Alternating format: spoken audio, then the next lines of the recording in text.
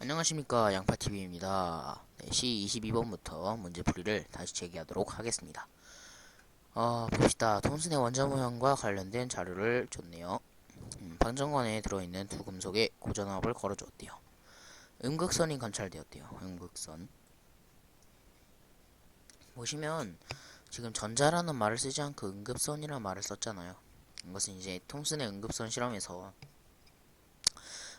이 음극선, 즉 저희는 이제 전자라고 이것을 알고 있지만 어떻게 보면 이 사람들은 아직 전자라는 단어를 몰랐고 이것들을 어떻게 정의하냐의 문제였을 거예요. 그 사람들은 사실상 전자를 발견한 거죠. 저희가 이것을 전자라고 정의한 것 뿐이지 이 사람들이 음극선이라고 정의했다고 해서 틀린 게 아니에요.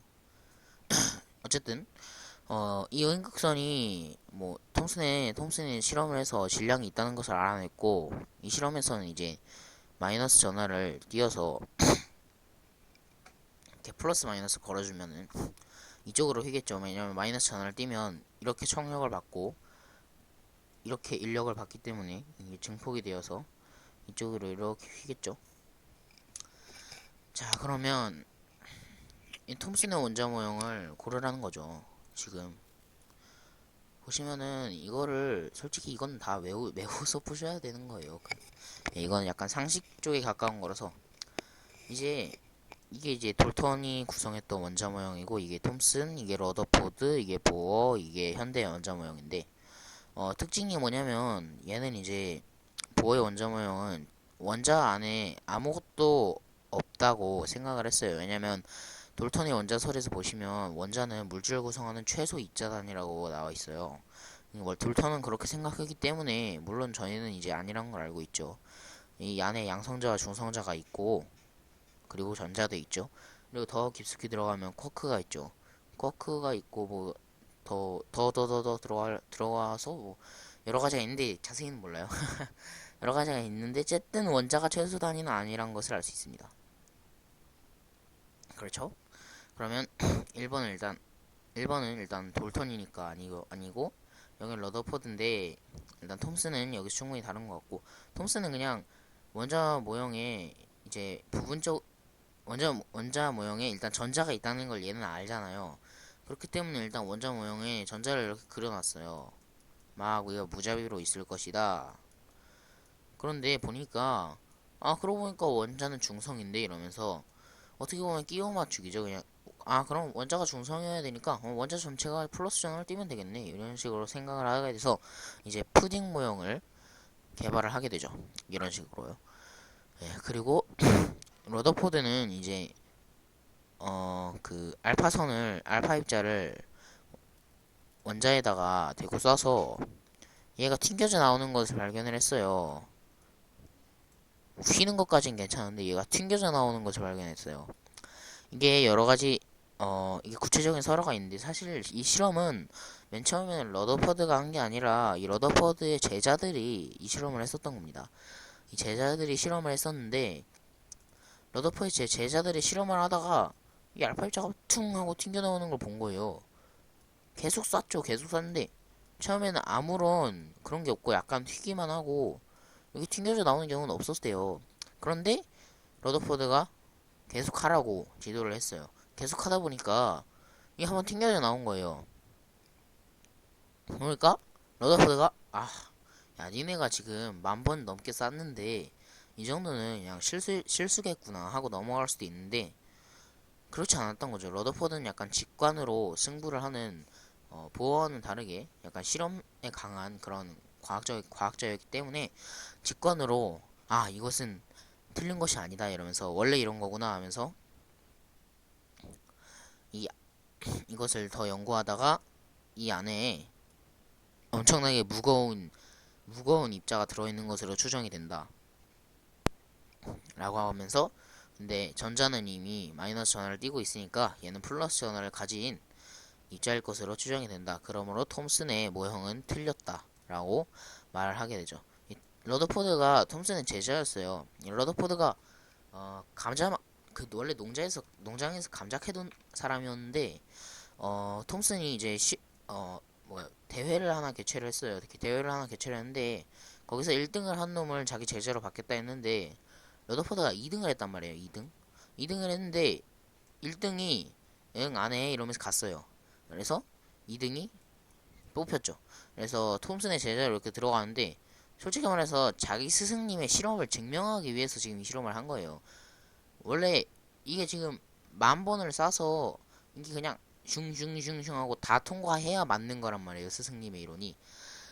스승님의 이론을 증명하려고 이 실험을 계획하고 수행을 했는데 스승님의 이론을 짓밟는 모형이 탄생을 한 거죠. 참 아이러니한데 그런 일화가 있습니다. 참고로 알아두시면 매우 재밌어요. 화학사가 좀 재밌습니다. 보시면 이제 보어가 또 어떤 말을 하게 되느냐. 러더포드야, 네가 만든 거는 지금 엉터리다.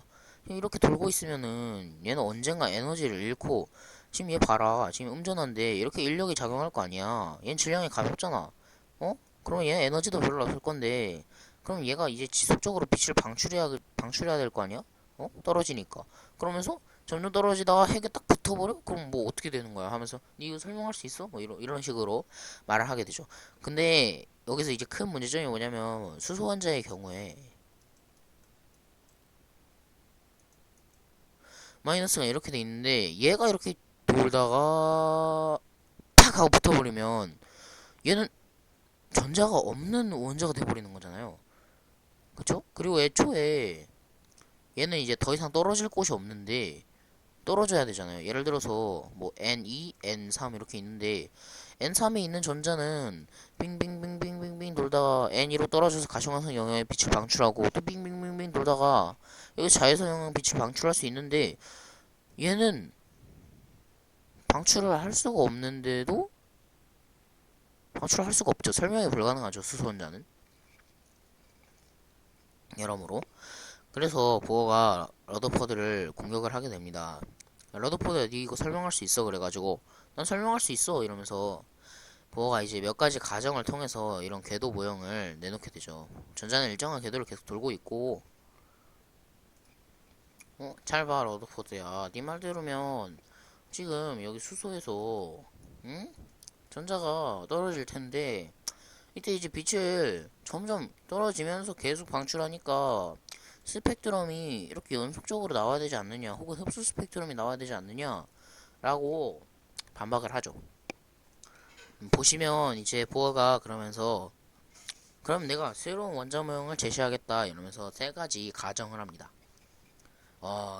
이때 당시에 보어가 참 욕을 많이 먹어요. 사람들이 야 이놈아 니 이게 지금 말이 된다고 생각하냐 이러면서 왜냐면 맥스웰이 그 전자가 원자 주위를 돌 때요 전자가 에너지를 점점 잃어버린다고 생각을 했어요. 그래서 이 잃어버린 에너지 형태가 빛 형태로 이렇게 방출이 된다고 생각을 했는데 그 생각을 그냥 무시를 해버린 거예요 이 사람이. 그래서 그 당시에 맥스웰이 엄청나게 훌륭한 물리학자였단 말이에요. 지금으로 치면은 뭐 거의 스티븐 호킹급의 그런 물리학자인데 좀 어느 수준이냐면 뭐 교수님들의 수준 차이가 있다는 건 아니지만 예를 들자면은 지방대에 있는 교수님이 뭐지 스티븐 호킹의 이론을 막 반박을 한다고 생각을 해봅시다. 사람들이 그 사람을 믿겠습니까? 상식적으로 안 믿겠죠. 그냥 그 상황이 지금 보어의 상황이었어요. 근데 보어는 이제 그때 당시에는 인정을 받지 못하다가 이제 후대에 와서 인정을 받게 되는데 일단 가정이 뭐냐면 정해진 궤도를 일단 회전을 하는 건 맞는데 이때 에너지를 잃어버리지 않는다고 생각을 했어요. 왜냐면 여기 이렇게 원심력을 바꾸고 구심력을 받아서 평행이 된다. 그래서 이쪽으로 이동을 한다. 뭐 이런 식으로 생각을 해서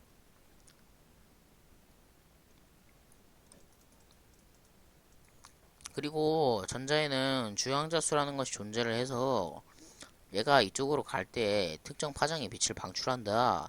이러면서 전자가 전이할 때만 에너지를 잃고 혹은 에너지를 얻고 그때 당시에 빛을 흡수하거나 빛을 방출할 것이다.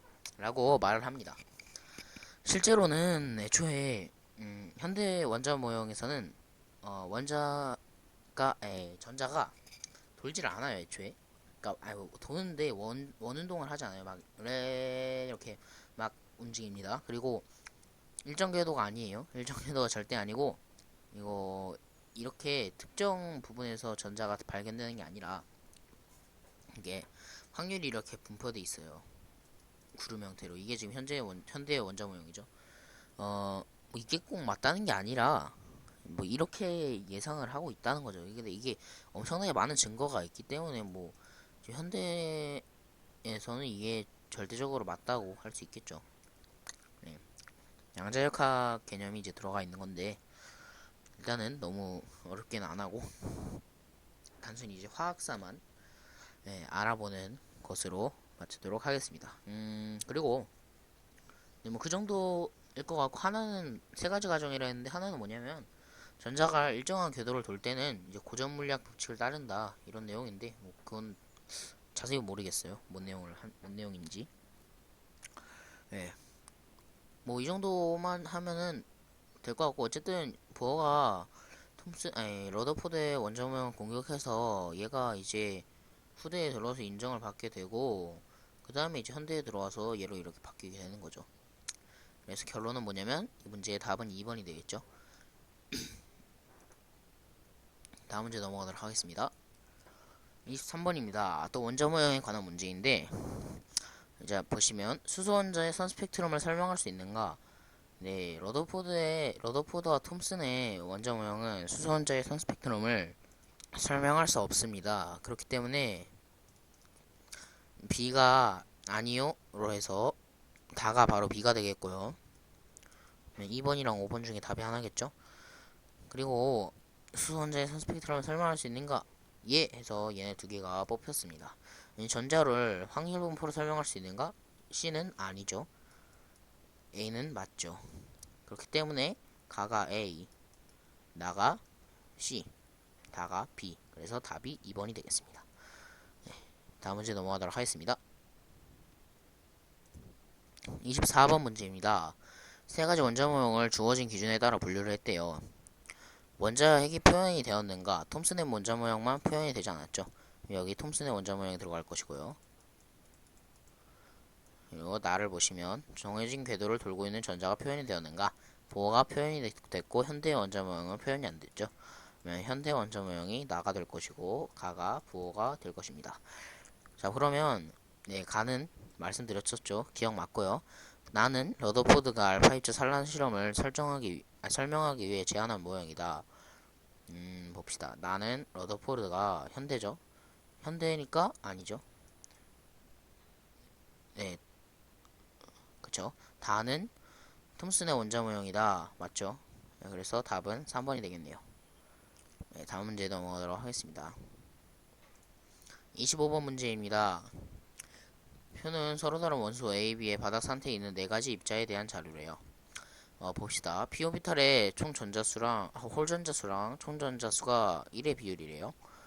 보시면은 지금 전자를 하나 얻었을 때 홀 전자수가 총 전자수가 이제 홀 전자수의 2배가 된다.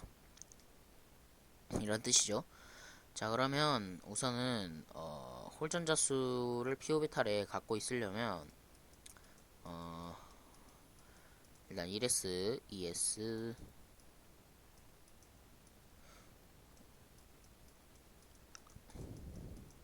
2p 뭐 이런 식으로 되어서 일단 홀 전자수와 총 전자수가 같으려면 잠시만요. 다시 그리죠. p 오비탈만 그리겠습니다. 뭐 이런 식으로 될 수가 p 오비탈의 홀 전자수 그러니까 이게 뭔 소리냐면 이게 1이란 거는 모든 전자가 다 홀 전자라는 거잖아요. 그러면 이렇게 생겨야겠죠. 이렇게 생긴 게 여기 하나 있는데 이게 이제 질소죠. 질소. 전자가 7개니까 질소가 있는데 얘가 이제 전자를 하나 얻으면 어떻게 될까요? 전자를 하나 얻으면 총 전자수가 네 이렇게 되겠죠. 그러면 이 A는 질소라고 추정을 해볼 수가 있겠고요. 뭐 3주기 15종 원소이다. 3주기 15종 원소 황인데 황에 한번 그려봅시다. 황을 그려보면 이렇게 10개고 12개 13개인데 얘는 아니죠. 왜냐면 얘는 여기 피오비탈이 2개니까 피오비탈의 총 전자수를 따질 때 얘까지 따져버리잖아요. 그러니까 절대 될 수가 없죠. 그래서 A는 N이 되니까 기어가 아닌 게 되고요. 자, B를 봅시다. B는 전자를 하나 잃어도 총 전자수와 홀 전자수가 같대요. 그러면 얘도 마찬가지로 뭐 이런 식으로 2개가 있거나 3개 있는 건 아까 했으니까 피오비탈에 전자가 2개 있는데 이게 다 홀 전자수면 되겠죠. 그래서 피오비탈의 홀 전자수는 A가 B보다 크겠죠. 당연하겠죠. 그리고 피오비탈의 총 전자수는 A가 B보다 크겠죠. 예, 기억은 아니고요. 그래서 4번이 되겠죠. 네, 그래서 4번이 됩니다. 네, 다음 문제부터는 다음 강의에서 강의를 하도록 하겠습니다. 네, 지금까지 시청해주셔서 감사드립니다.